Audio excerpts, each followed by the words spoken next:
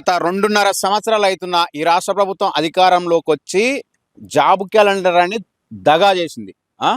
ఆ నిరుద్యోగ డిక్లరేషన్ గతంలో మేనిఫెస్టో చేసి ఆ 9వ పేజీలో పెట్టి మమ్మల్ని మాకు పెద్ద తొర్ర పెట్టింది. ఇప్పటి వరకు ఈ 3,24,000 బడ్జెట్లో 3,24,000 బడ్జెట్లో ఒక్క నిరుద్యోగులకు సంబంధించి ఒక్క పేజీ కూడా నువ్వు చదవలేదు. నిరుద్యోగులకు మేము గిన్ని నింపుతాము గిన్ని నింపుతామని నువ్వు ఒక్కసారైనా నువ్వు బడ్జెట్ సమావేశంలో పెట్టినావా? ఇంకో విషయం, 99 రోజుల ప్రోగ్రామ్ అన్నావు. ఆ 99 రోజుల ప్రోగ్రామ్ లో ఒక్కరోజు కూడా నిరుద్యోగులకు సంబంధించినట్టు ఒక్క సమస్యని మేము భర్తీ చేస్తాము, వీళ్ళకు కొంచెం భరోసాని ఇస్తాము, నిరుద్యోగ భరోసా అనేది నువ్వు కల్పించినావా? కల్పించలేదు. ఈ రాష్ట్ర ప్రభుత్వానికి ఒక 5గురు దొంగలు మా నిరుద్యోగుల తరఫున మేము ఉంటామని 5గురు దొంగలు నమ్మించి మోసం చేశారు. ఫస్ట్ ఆ బల్మూరు వెంకట అనే వ్యక్తి ఫస్ట్ మా కాడికి వచ్చి నిరుద్యోగులని మేము సంకనెత్తుకొని ఇలా ఎమ్మెల్సీ అయ్యిండు. అరే ఎమ్మెల్సీ వాడు ఏం చేసిండు? 29 జీవో తీసుకొచ్చి అదే మమ్మల్ని నిండా ముంచుండు. మళ్ళీ ఇంకోటి ఆ రింగు రియాజ్ గాడు, వాడు ఆ జాబ్ క్యాలెండర్ అనే వ్యవస్థను ఆ 9వ పేజీలో పెట్టినటువంటి ఆ నిరుద్యోగ సమస్య మేనిఫెస్టో తయారు చేసింది ఆ రింగు రియాజ్. వాడు గ్రంథాలయం చైర్మన్ రాగానే పంచుకుండిగా.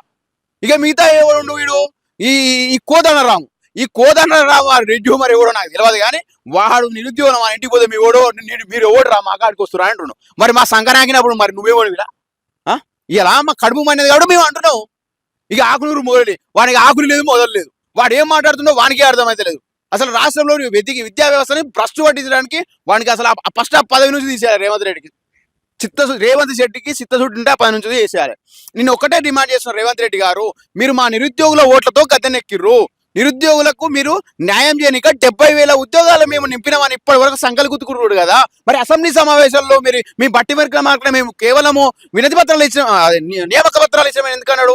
వాస్తవానికి మీరు ఇచ్చినటువంటి నోటిఫికేషన్లు కేవలము 10,916 మాత్రమే.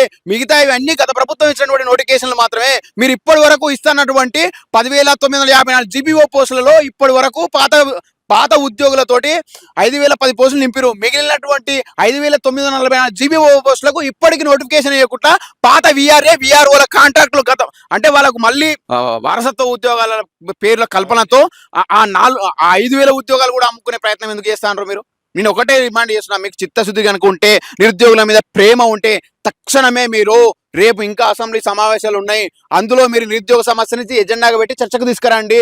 చర్చకు తీసుకొచ్చి మమ్మల్ని కన్విన్స్ చేయండి ఉన్న ఖాళీలుకి వేస్తామని. మరి మీరు ఫస్ట్ తక్షణమే 17,992 SIPC పోస్టులు ఖాళీగా ఉన్నాయి. అవి ఏనిగా మీకు ఏం పరువు అవుతుంది? డీజీపీ కార్డు నుంచి ఆల్రెడీ మీకు అన్ని వచ్చినాయి కదా. మరి మీకు ఏం పరువు అవుతుంది? ఏజ్లు అయిపోతున్నాయి పాపం, ఒక్కొక్క ఏజ్లు అయిపోతున్నాయివా? నీ అమ్మ నీకంటే ఏజ్ లేదు, రాజకీయంలో ఏజ్ లేదు, మరి నీ ఉద్యోగాలలో ఏజ్ ఉన్నాయి.